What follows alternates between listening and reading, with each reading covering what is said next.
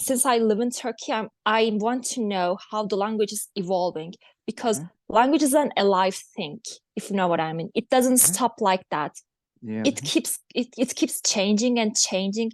Sometimes you learn new slangs because Uh-huh. slang is also the part of the language. It's we don't always speak academic Uh-huh. words. We don't always speak academically. We don't always text with very formal ways. Informal and the slangs are also part of the language, and I want to Uh-huh. learn it. Therefore, um, for example, if you use a social media, you can follow British or American web pages. Or if you are on YouTube and if you want to learn something new, or if you want to, let's say, just watch a funny video, you can have it in English. You can watch English, I mean, British or American streamers, YouTubers. By this way, you would know how they are speaking, which slang words they are speaking. And when you look at the comments section, you can see how people are typing even. And for example, sometimes the people, especially because, as you mentioned, we have like these sources of information like YouTube, like the movies, series, music. Sometimes, or at least in Mexico, sometimes the people think, okay, the moment when I can see a movie in English and I can understand all the words they say, everything they say at the movie, it's because I am a good English speaker, I am a proficient English speaker, and sometimes they feel bad because after some time studying the language they keep having some trouble to understand some words. So what about you? Do you still have also like some problems catching some That's words and true. expressions? Yeah. In series and movies, it happens to me a lot. I Uh-huh. mean, I believe that I have a good level because, Uh-huh. like I studied uh in English at my Uh-huh. university. I got C1, C2 level back in Uh-huh. Cambridge. I am able to speak with everyone from all around the world. I believe that I'm not bad. But when Uh-huh. I watch a movie or a series, I don't understand the word. But when it comes to YouTube, when I Uh-huh. watch a YouTuber, I'm able to understand them pretty well. I understand what he's talking about, what he is saying at that moment. I understand everything, which is a big thing. I can understand everything on YouTube, Uh-huh. but when it comes to series or movies, it is so hard for me to understand it. For I don't know, like I don't know if they are using a different word, if I got used to hearing more informal words and informal introduction. But when it comes to series or movies, it's just a little bit difficult because maybe they memorize everything, if you know what I mean. Yeah, They yeah. Uh-huh. memorize everything and they want to pronounce it in a very good way or according to the character they have. Uh-huh. Yeah. Acting is a different art. It is art, and they have to represent a different character. Maybe the character needs to have a different accent. He or she can have a bad Uh-huh. pronunciation, or he or she has to have a very good how to say pronunciation skills. They Uh-huh. have to highlight every word they are saying. Maybe that's the reason why I don't understand it pretty well.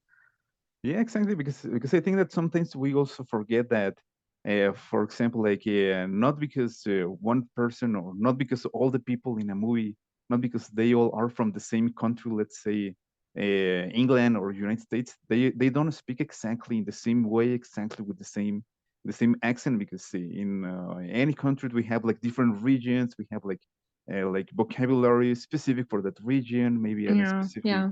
a specific accent, and sometimes we forget that part, and sometimes we say like, oh, okay, I can understand that this actress very well, but I can't understand any single word from this actor, from this actress, because we forget that little part of like Hmm. how the language change in the different regions, right?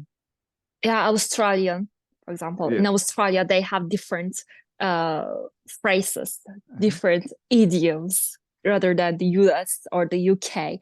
It is the same for New Zealand, for example. Uh-huh. They have different phrases and different Uh-huh. idioms.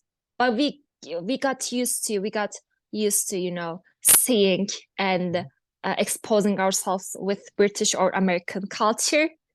Maybe because of social media and Yeah. something like that, because they introduce themselves and their culture more than Australian or New Zealand. That is what this is how I expose myself.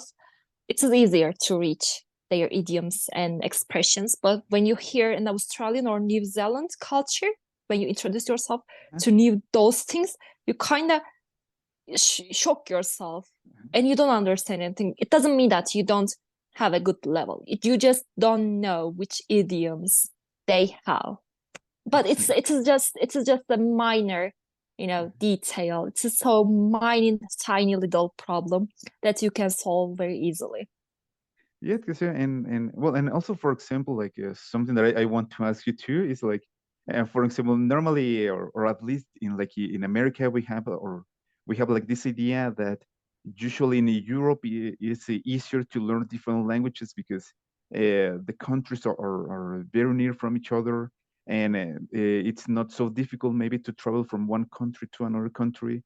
So is this true? Do you think it's easy like to In different? Europe, yes, in Europe it is like that. Yeah, there's the United Europe, EU, United Union.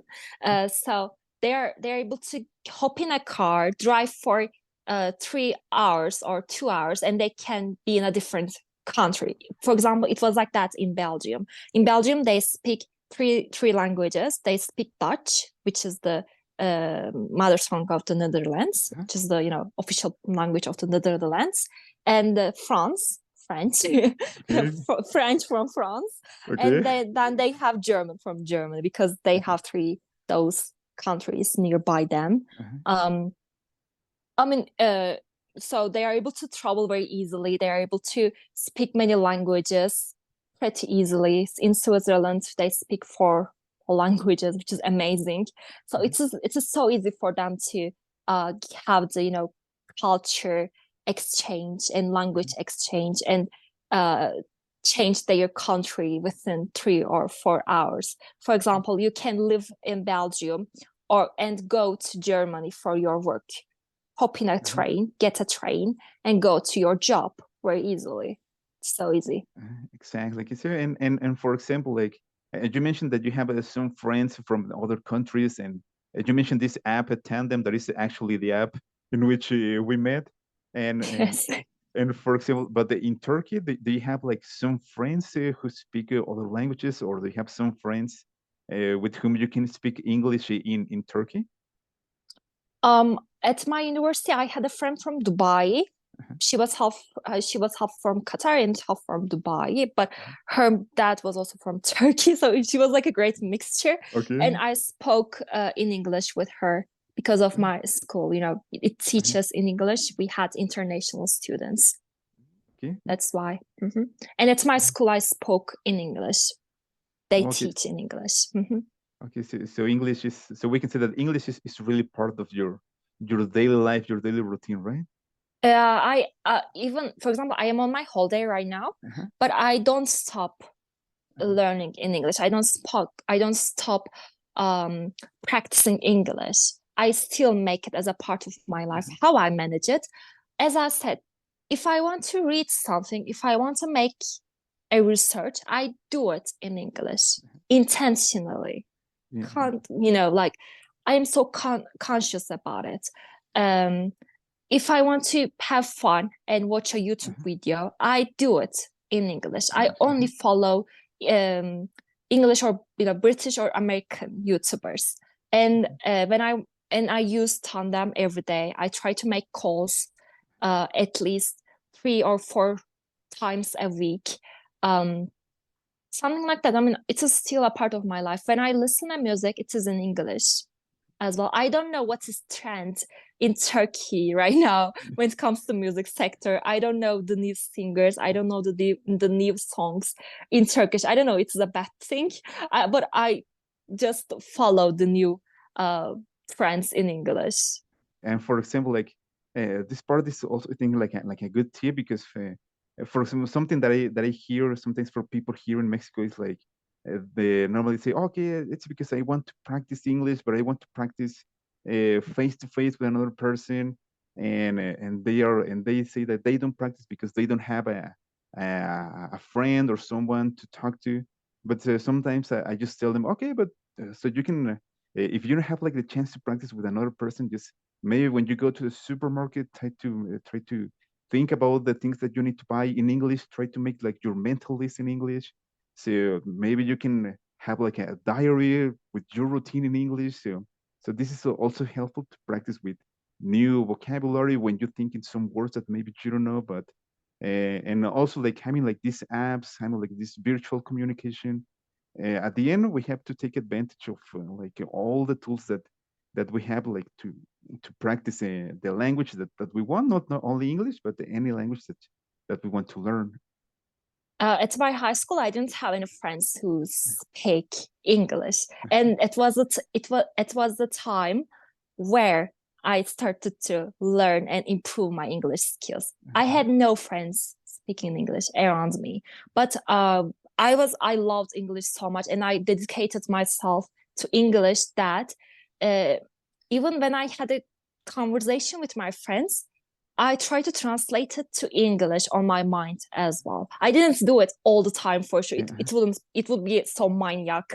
It would be Yes. so extreme for sure. But let's say that I had a conversation with my friend, and there was a part where I wouldn't know how to translate it to English, or that she created a very hard sentence, or I created a very hard sentence.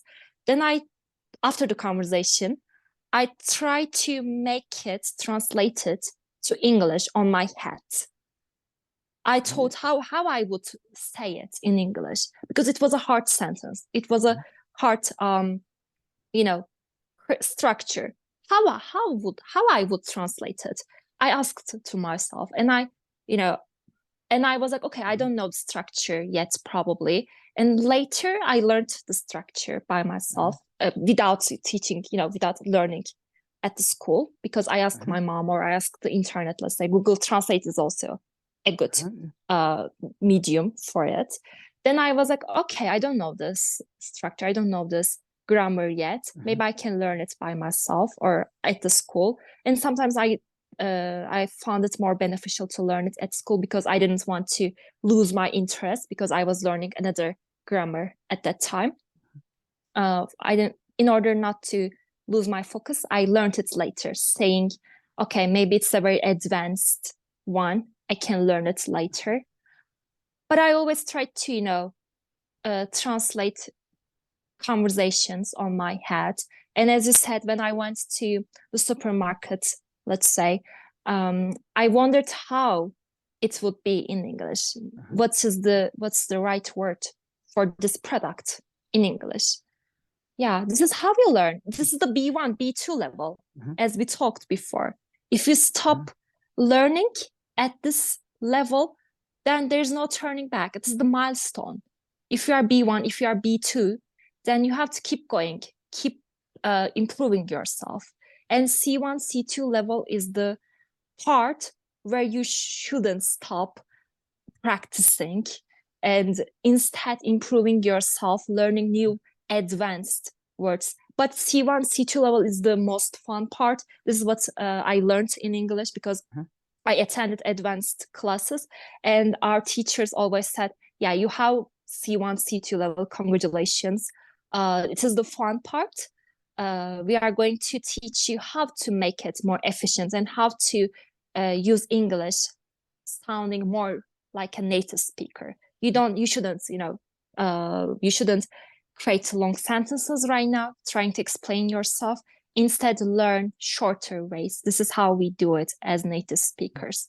And when you watch some series or movies, try to imitate their accents because they are the real actresses and they know how to pronounce those words, how to give the character in a good way.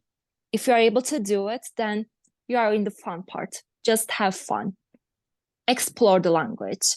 Speak with native speakers. Go on social media. Speak to native speakers or speak with people from all around the world. You're just going to have fun. So B1, B2 level is the part where you have to keep learning and learning, not losing your interest and passion, and exposing yourself with your target language. C1, C2 level is the part where you have to have fun and keep practicing. Yeah, A1, A2 level is the part where you don't understand anything, just getting ready for the war, having Exactly. for the war. Yes, you are getting ready for the war. You are just preparing. You are just a soldier, if you know what I mean. Learning how to use the sword, learning how to use a bow. And B1, B2 level is the part where you are having the war. It is literally Exactly. the war. And C1, C2 level is the part where you are the leader. Exactly. You're So just leading yourself. Yeah. yeah, because and I think that they also like something that also we also have to keep in mind is that sometimes we have like this goal, like we say like, okay, so we want to be perfect in English, but I think that more than trying to be perfect, we just have to try to be better, to be better with the time, because if we have like this goal of trying to be perfect, well, as we know, like is this thing like being perfect, this is something like basically impossible, because maybe one day there's going to be a new word, and as we know in English, basically the pronunciation is like a very tricky topic. So maybe it's possible that you make a mistake the first time that you pronounce a word that you never heard before. So just like trying to be perfect, I would recommend like forgetting like this point of trying to be perfect and just try to be better. So maybe you can advance faster, you can advance slower, but at the end, just try to be better. Just try to keep practicing. And as you mentioned, just try to enjoy the language, enjoy like having conversation with other people, and that can also be very helpful for you, because when you enjoy what you are doing, it's easier to maybe like to learn something extra, or like to be better.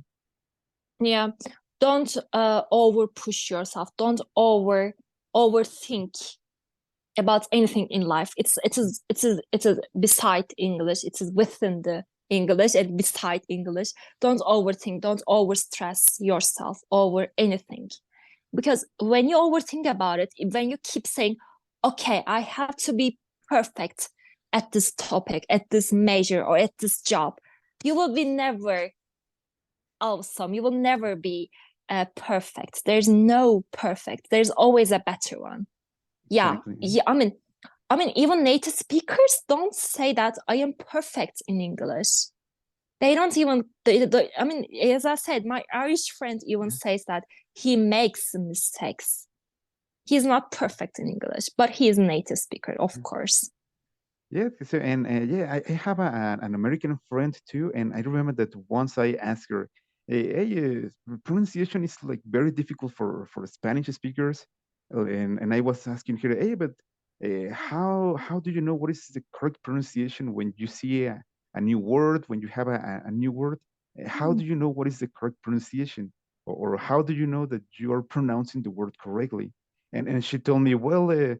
Sometimes you really don't know. Sometimes you can spend your whole life pronouncing a word in an incorrect way, even if you're an American speaker, because sometimes you see the word, you pronounce it, and you think that you are using the correct pronunciation, and maybe it's not.